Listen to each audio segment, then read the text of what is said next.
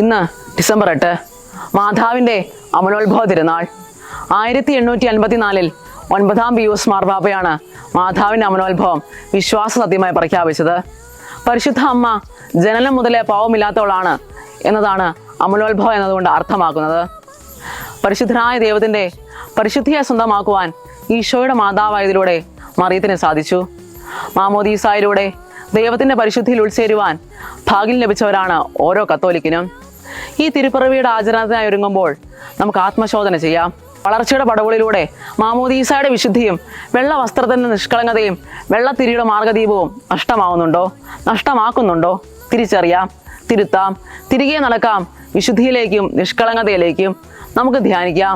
സർവശക്തനായ ദൈവം എനിക്ക് വലിയ കാര്യങ്ങൾ ചെയ്തിരിക്കുന്നു. അവിടുത്തെ നാമം പരിശുദ്ധമാണ്.